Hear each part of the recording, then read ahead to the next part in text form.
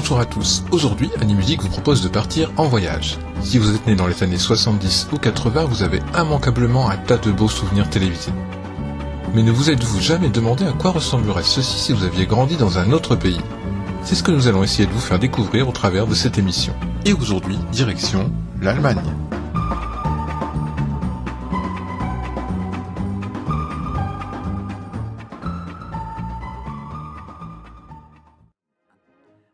Des années 30 jusqu'à 1950, la télévision allemande passe un peu de main en main, avant que la création de l'ARD ne vienne stabiliser tout ça. Ce qui donnera, au début des années 70, un paysage audiovisuel qui sera composé de 3 chaînes. Das Erste, la première, ZDF, la seconde, et une troisième chaîne différente selon les régions. Alors tout ça concerne l'Allemagne de l'Ouest, car vous n'êtes pas sans savoir que le pays était divisé en deux jusqu'en 1989, et c'est d'elle dont on va quasi exclusivement parler. Je vous ferai quand même un petit point sur l'Est tout à l'heure. Voilà, je crois qu'on a à peu près résumé la situation, on va donc pouvoir commencer notre voyage. Départ, le début des années 70 à l'arrivée des premières grandes séries d'animation sur les antennes. En 1971, sur Das Erste, c'est le départ en trombe de la toute première série d'animation japonaise en Allemagne. Une série qui avait déjà fait ses preuves aux États-Unis, Mac Go Go Go, plus connu sous le titre de Speed Racer. Cette série des studios Tatsunoko inédite chez nous raconte les courses folles de pilotes au volant de bolides futuristes dans des courses où le danger est à chaque tournant. Comme souvent, la première expérience avec une production de ce type ne se fait pas sans dégâts et très vite les contestations arrivent et la sortie de piste sera rapide puisque la série sera supprimée de l'antenne après seulement 3 épisodes. 2 autres seront tout de même diffusés en bouche-trou en 1973. On comprendra aisément que dans ces conditions, il a été très difficile pour la série de se faire une place dans le cœur des téléspectateurs. Au contraire de ce petit héros très futé qui débarque à partir du 31 janvier 1974 sur ZDF et qui cumule à ce jour un nombre incroyable de rediffusions. Coproduction entre l'Allemagne, l'Autriche et le Japon, Vic le Viking va connaître un énorme succès. Issu de l'œuvre littéraire du suédois Roner Johnson, l'histoire du petit Viking initiera une série de collaborations entre l'Allemagne et le Japon pour les années qui suivront. Comme en Espagne un peu plus tard, c'est le studio Juyo, puis Nippon Animation, qui sera chargé de la réalisation de ces séries animées.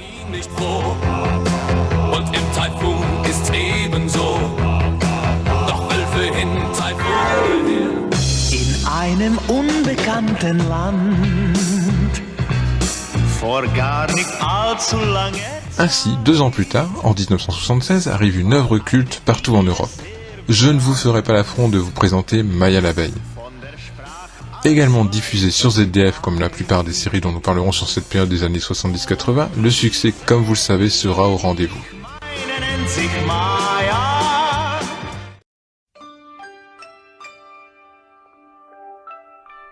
On retrouvera la même année une autre coproduction, adaptation de la célèbre histoire de Carlo Collodi, Pinocchio, qui commence également sa diffusion. A noter que pour ces séries, les musiques, si elles sont japonaises à la base, seront toutes remplacées en Allemagne par des compositions originales. Ainsi, Karel Svoboda composera celle de Vicky ou Pinocchio, alors que le prolifique Christian Brun écrira celle de Heidi, Sinbad, diffusée en 1978, et plus tard Tao Tao et Alice au Pays des Merveilles, 2 autres coproductions en 1983.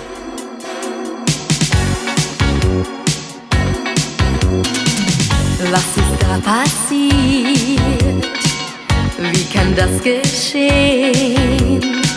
Dass es im Sommer friert, dass Uhren rückwärts gehen.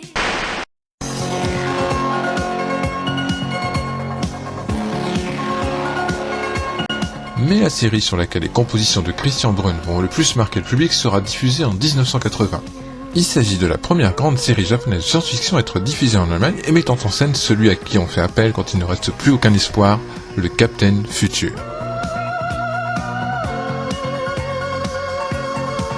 Connu chez nous sous le titre Capitaine Flamme, cet animé qui adapte les romans de l'américain Edmond Hamilton sera un immense succès. Cependant, sa diffusion ne sera pas tout à fait à l'image de celle que nous avons connue. Outre les musiques totalement différentes, le nombre d'épisodes l'est aussi, puisque de 52 nous passons ici à 40 épisodes. Vous le savez peut-être, Captain Future c'est 13 histoires de 4 épisodes, qui font donc 52. En Allemagne, toutes ces différentes histoires ont donc été redécoupées en 3 épisodes chacune au lieu de 4, hormis une, ce qui fait donc 40 au total. Mais ces modifications n'ont cependant pas empêché le héros de devenir culte.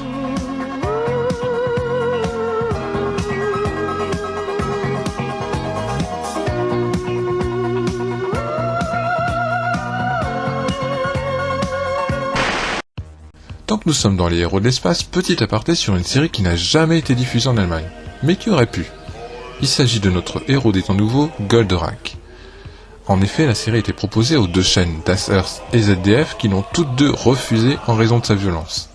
Cependant, quelques épisodes avaient été tout de même doublés et les petits Allemands ont donc pu profiter un tout petit peu de Goldorak au travers de 4 bobines de films Super 8 et d'un montage en VHS.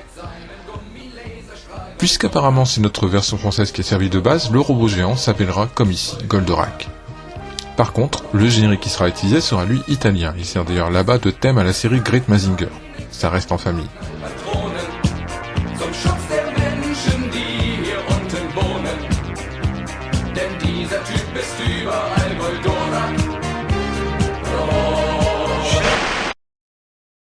Comme je vous l'ai rappelé tout à l'heure, jusqu'en 1989, l'Allemagne était un pays divisé en deux. D'un côté l'Allemagne de l'Ouest, dont nous avons parlé depuis le début de cette vidéo, et de l'autre, l'Allemagne de l'Est, sur laquelle je vous propose de faire un petit aparté, puisqu'elle possédait aussi son propre réseau de télévision au travers de la DFF, qui deviendra dans les années 70 la GDR, télévision de la RDA. Il s'agit d'une télévision généraliste, et donc des programmes jeunesse y ont été diffusés. Le plus ancien de tous, puisqu'encore à l'antenne de nos jours, alors qu'il a quand même été lancé en 1959, est Le Marchand de Sable. À l'image de Bonne Nuit les Petits en France, cette émission d'une dizaine de minutes avec des marionnettes accompagne les enfants pour les aider à s'endormir. On retrouve aussi beaucoup de productions des pays de l'Est, telles Lolek et Bolek, que nous connaissons aussi, mais également pour sa seule diffusion sur une chaîne allemande, Les Mystérieuses Cités d'Or en 1980. Neuen Kontinent aber folgen sie nur noch dem Zauberwort Eldorado. Sie suchen die geheimnisvollen Städte aus Gold.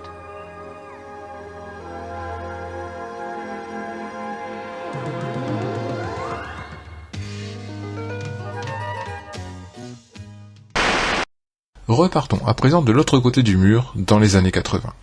Comme presque partout en Europe à cette époque, c'est l'arrivée de la télévision privée. Et en 1984, c'est RTL+, qui ouvre le bal. Il s'agit là d'une chaîne généraliste, où on y retrouvera, pour ce qui nous intéresse, des programmes plutôt classiques et typiques de cette époque, comme Mask, Transformers, Donjons et Dragons, et surprise, la seule série tokusatsu diffusée en Allemagne, Winspector en 1992.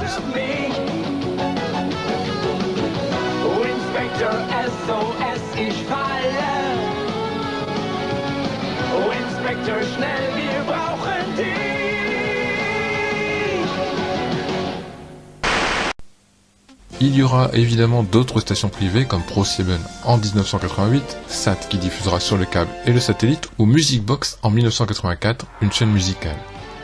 Attardons-nous d'ailleurs sur cette dernière. En 1988, un changement dans son actionnariat va la faire changer de nom et d'orientation. L'arrivée entre autres d'un certain Silvio Berlusconi à hauteur de 45% du capital en fera une toute autre chaîne. Comme Telecinco en Espagne ou la 5 en France, Télé 5 devient donc elle aussi une sorte de clone du canal 5 italien.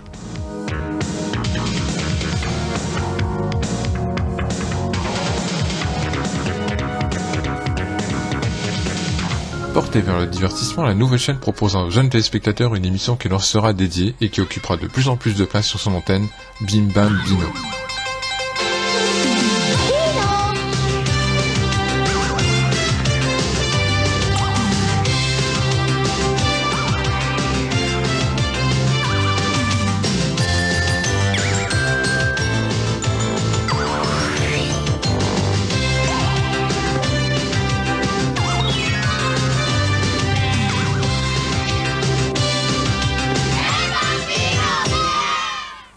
Figure de proue de l'émission, la marionnette Bino servira de conducteur sur le lancement des nombreuses séries animées qui y seront diffusées.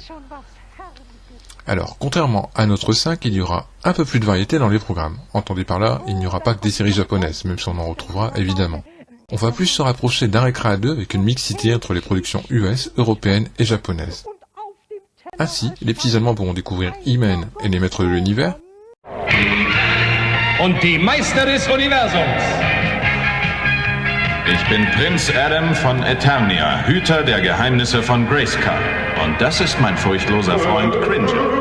Sa sœur She-Ra, mais aussi Odysseus 31, le titre allemand d'Ulysse 31 qui arrive donc enfin en Allemagne en 1988.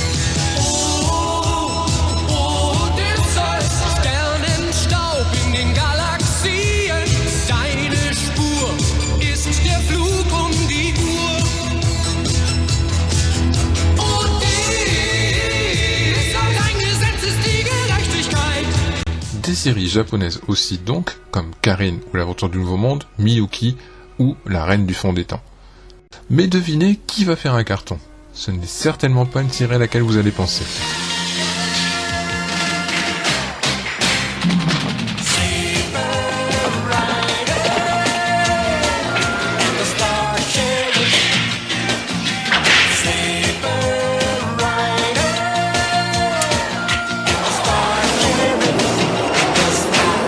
Saber Rider, la version américanisée de la série animée japonaise Bismarck, un western futuriste avec robots et aliens passé totalement inaperçu chez nous, va devenir le carton de la chaîne et de l'émission Bim Bam Bino.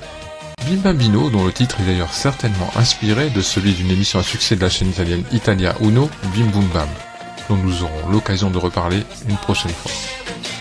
1992 va être pour les fans de la 5 française une année difficile puisque la chaîne va cesser d'émettre pour toujours le 12 avril à minuit. La version allemande va malheureusement connaître le même destin quelques mois plus tard. En effet, le 31 décembre à minuit, Télé5 va devenir DSF, une chaîne sportive après la reprise en main de celle-ci par un certain Leo Kirsch, qui voit ici le moyen de faire disparaître du même coup un concurrent à sa chaîne ProSieben. Cependant, les téléspectateurs allemands auront tout de même 2 raisons de se réjouir, même si pour la seconde il va falloir s'armer un peu de patience.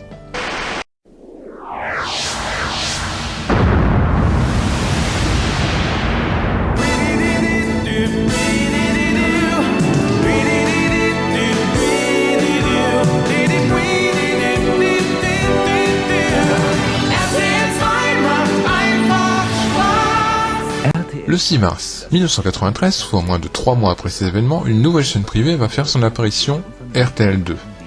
Avec une programmation jeunesse proche de Télé5 et son émission jeunesse Vampi, animée par une marionnette ayant d'ailleurs la même voix que Bino, les jeunes Allemands n'auront pas eu le temps de pleurer bien longtemps.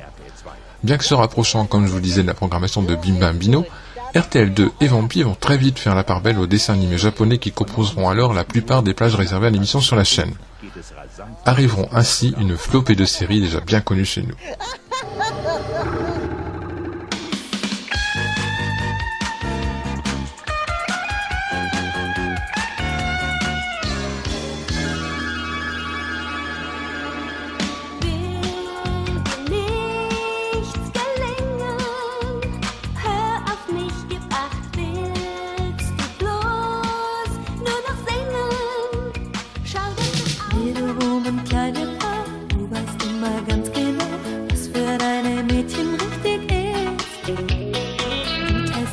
Kleinen Leiden, du versöhnst sie, wenn sie streiten, du gibst ihnen alles, was du bist. Bei Nacht sind alle Katzen grau. Wer das behauptet, kennt uns drei noch nicht. Denn nachts sind Katzen ganz besonders schlau und Hühner schreien weise hinters Licht. À l'instar de Saber Rider, une série inattendue va se faire remarquer. Série dont vous reconnaîtrez le générique, mais peut-être pas les images. Attacker No.1, vieil animé de la TMS diffusé rapidement chez nous sous le titre Les Attaquantes, va faire, comme pour Jeanne et Cherche en France, grimper en flèche les inscriptions dans les clubs de volleyball tout en faisant les belles heures de RTL2. Mais le plus gros succès de tous en matière d'animation sur la chaîne restera sans conteste La Guerrière de la Lune. Sag das Zauberwort und du hast die Macht. Halt den Mondstein fest und spür die Kraft. Du kannst es tun. Aus Sailor Moon. Kämpfe für den Sieg über Dunkelheit. Folge deinem Traum von Gerechtigkeit. Du kannst es tun. Aus Sailor Moon.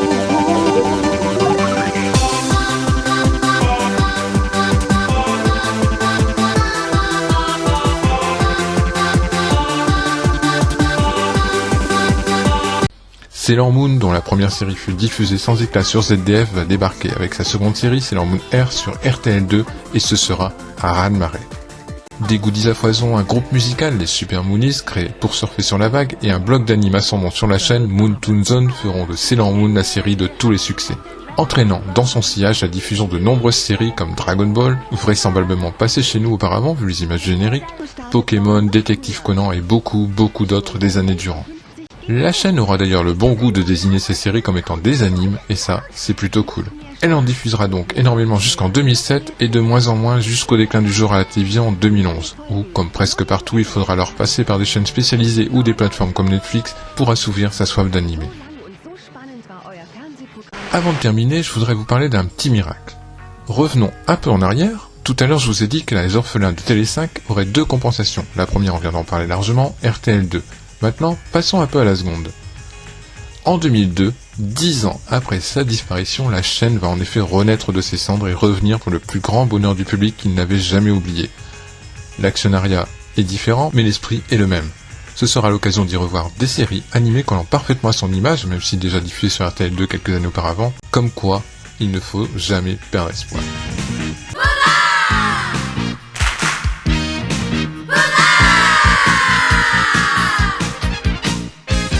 Jeden Tag ist ein anderes Spiel zu Ende und bevor man nach Haus geht, reicht man sich einander die Hände und hat was gelernt.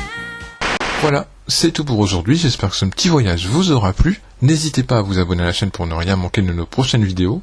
Et en attendant, je vous dis, bis bald auf Honey Music.